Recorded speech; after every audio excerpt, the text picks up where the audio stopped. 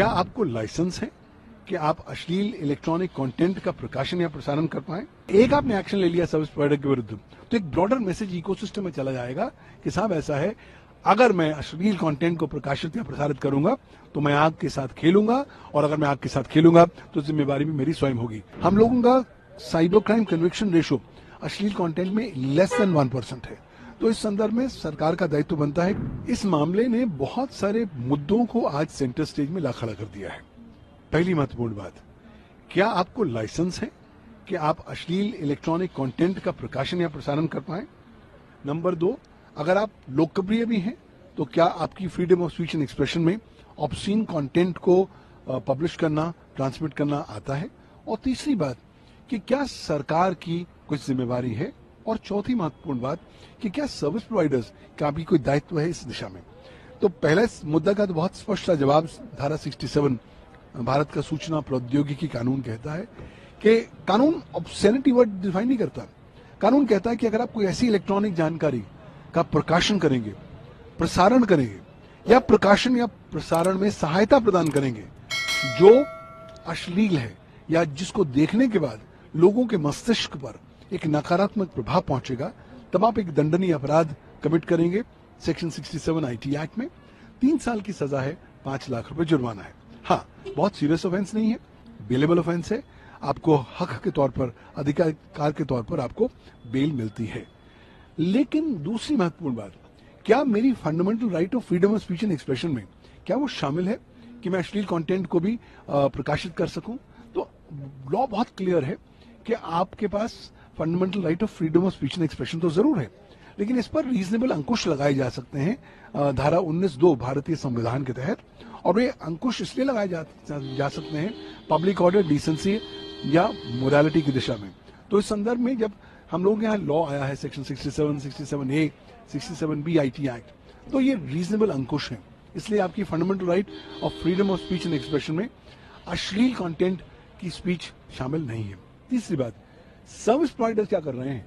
आप भारत का IT rule 2021 देखें तो रूल 3 कहता है साहब आप सर्विस प्रोवाइडर्स हैं, अपने उपभोक्ताओं को बताएंगे कि साहब मेरे प्लेटफॉर्म का इस्तेमाल न करें अश्लील कंटेंट का प्रकाशन या प्रसारण में, और उसके बाद अगर आप करते हैं तो जिम्मेवारी आपकी होगी, और जैसे मुझे पता लगेगा मैं उसको रिमूव करूंगा। आजकल अधिकांश प्लेटफॉर्म्स अश्लील कंटेंट को ना तो मॉनिटर कर रहे हैं, ना उसको रिमूव करने का कोई प्रयास कर रहे हैं।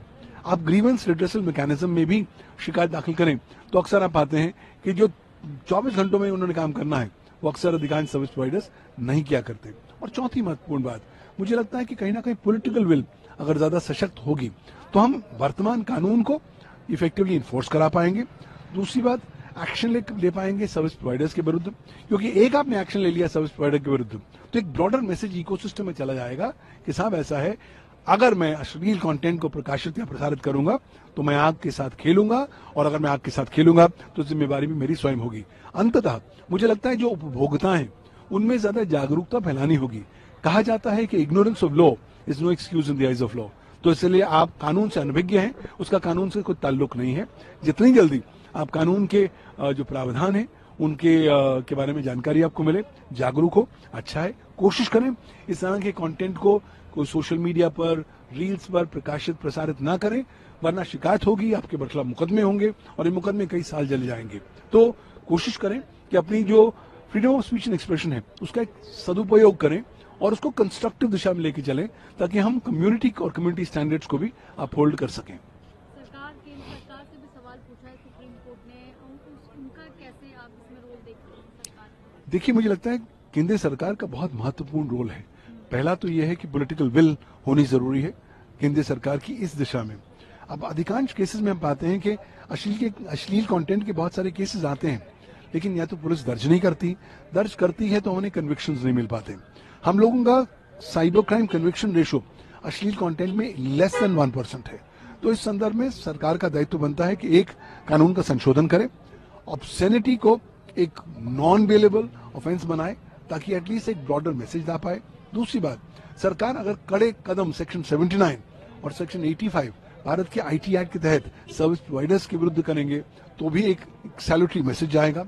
और अल्टीमेटली ज्यादा कैपेसिटी बिल्ड करें, लोगों में ज्यादा जागरूकता फैलाएं कि साहब ये आग का गोला है, आग का दरिया है, इसमें अगर आप कूद गए तो नुकसान आपको होने वाला है। तो कोशिश करें कि आप कानून के प्रावधानों का पालन करें, उसका उल्लंघन ना करें। अल्टीमेटली सारे लोगों को मिलकर एक समन्वय और सामंजस्य के साथ कॉपरेशन करनी पड़ेगी, योगदान देना पड़ेगा, ताकि हम लोग अपने कम्युनिटी स्टैंडर्ड्स को अपहोल्ड कर सकें और जो हमारा साइबर इकोसिस्टम है उसको दूषित ना कर पाए ऑब्सैनिटी के साथ, ऑब्सीन इलेक्ट्रॉनिक इंफॉर्मेशन के साथ।